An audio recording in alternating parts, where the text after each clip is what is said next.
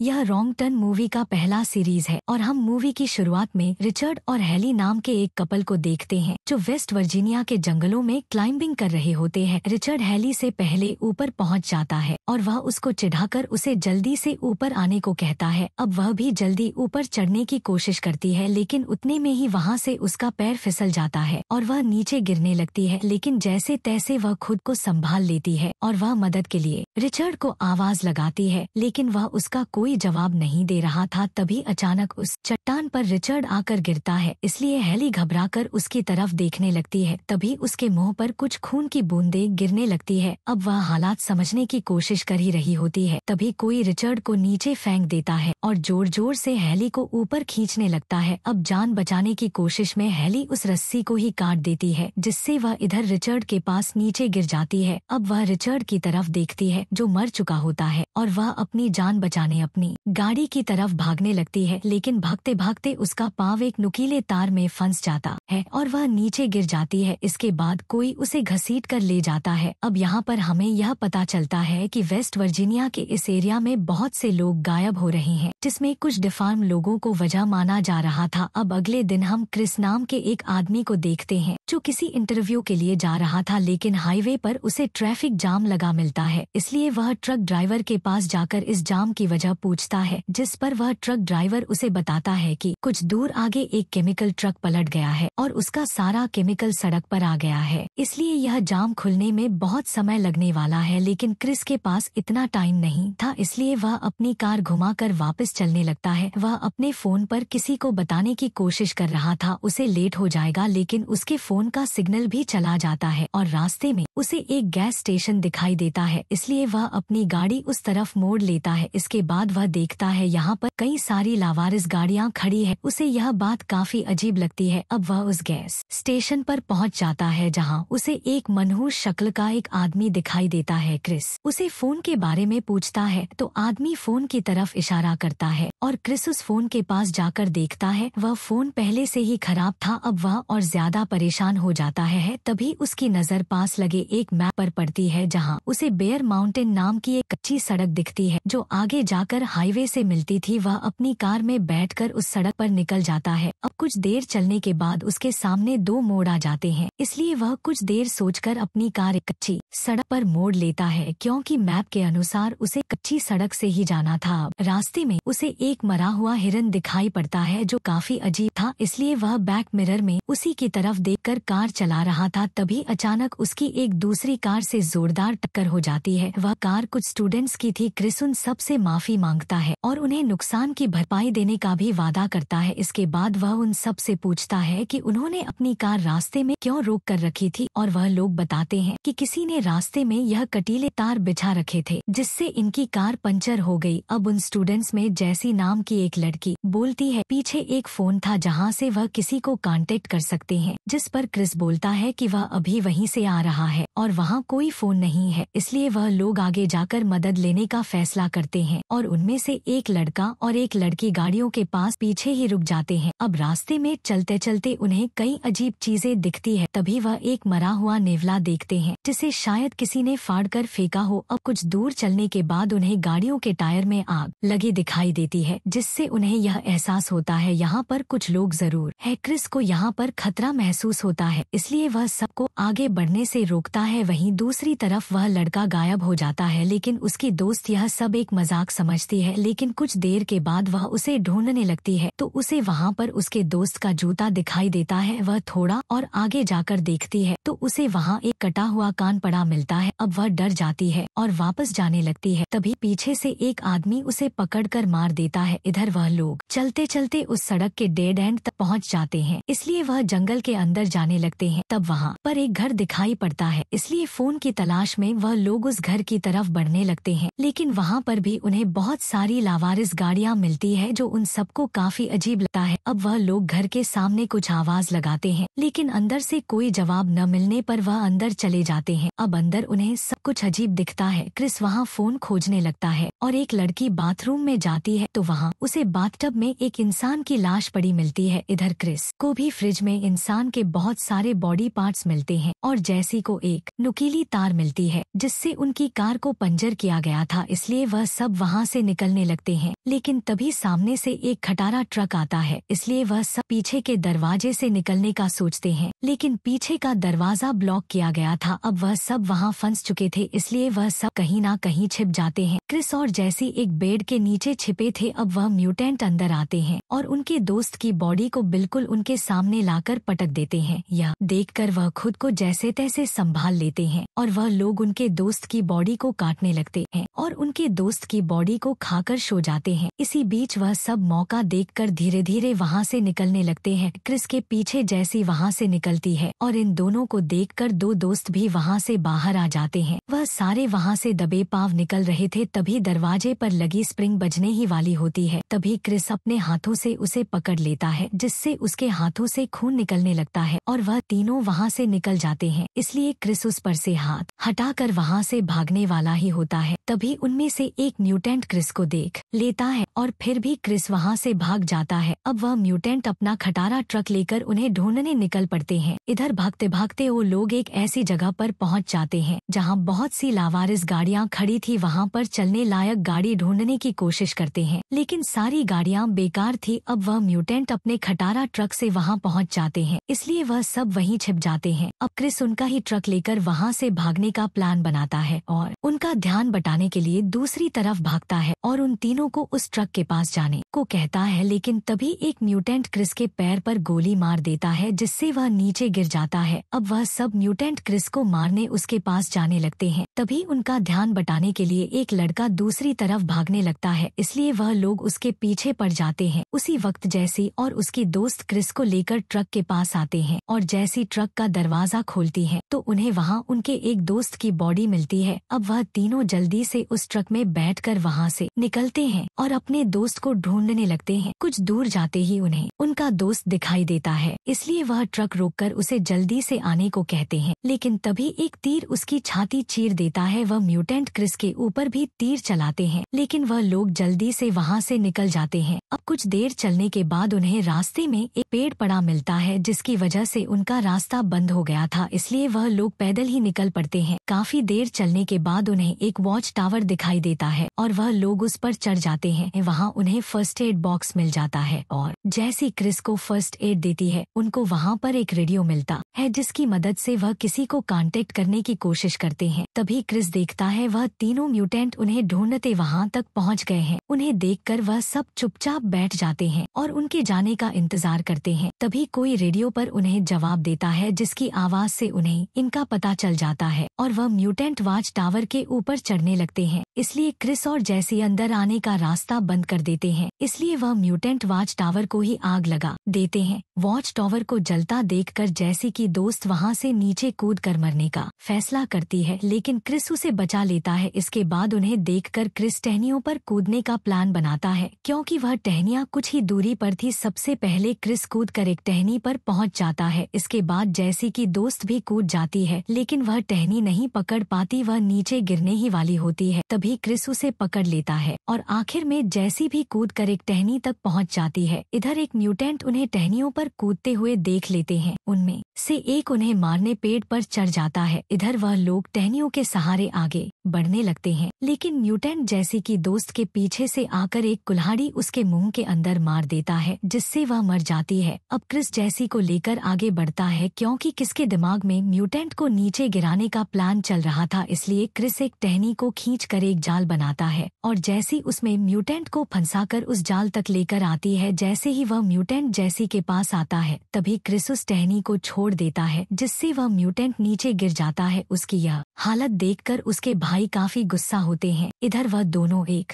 झरने तक पहुंच जाते हैं और वहीं छिपकर रात बिताते हैं। अगली सुबह वहां से निकलने लगते हैं और चलते चलते उन्हें एक सड़क दिखाई देती है। वह लोग ढलान से नीचे जाने का सोच ही रहे होते हैं, तभी म्यूटेंट उन पर हमला कर देता है, जिससे वह नीचे गिर जाता है और वह म्यूटेंट जैसी को पकड़ कर ले जाते हैं। तभी क्रिस को रोड पर पुलिस की कार दिखाई देती है और वह ढलान से उतरकर उस कार के सामने पहुंच जाता है। शरीफ बोलता है कि वह उन्हें ही ढूंढ रहा था क्योंकि कल रात इन्होंने ही रेडियो पर मदद मांगी थी। अब क्रिस उसे कुछ बता पाता उससे पहले ही एक तीर आकर शेरिफ को लगता है, जिससे वह मर जाता है। क्रिस कार में बैठकर वहां से भागने की सोचता है, लेकिन कार की चाबी शेरिफ के पास थी। तभी वह म्यूटेंट वहां पर आ जाता है, लेकिन क्रिस वहीं झाड़ियों में छिप जाता है। अब वह शेरिफ की बॉडी को कार में डालकर वहां से जाने लगता है। तभी क्रिस कार के नीचे जाकर कार को कस के पकड़ लेता है। इधर उन्होंने जैसी को उनके घर में बांध कर रखा था और वह उसे मारने की तैयारी में होता है। तभी दूसरा म्यूटेंट शेरिफ की कार लेकर वहां पहुंच जाता है, इसलिए वह उसकी मदद करने जाता है। अब वह लोग शेरिफ की बॉडी को अंदर लेते हैं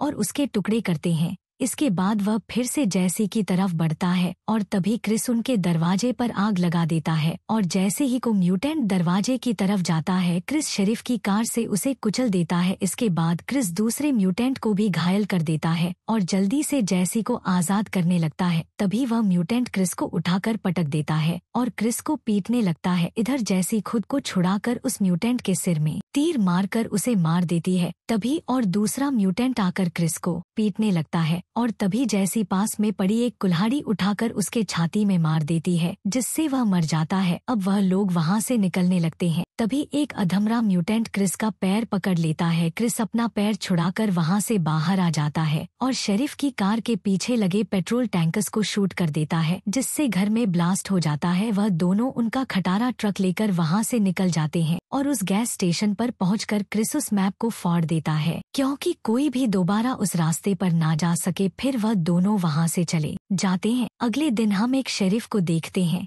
जो उस मरे हुए शेरिफ की तलाश में यहाँ तक पहुँचा था। वह यहाँ पर इन्वेस्टिगेशन कर ही रहा था, तभी एक बुरी तरह से जला हुआ म्यूटेंट उस शेरिफ को मार देता है और यहीं पर यह मूवी खत्म होती है।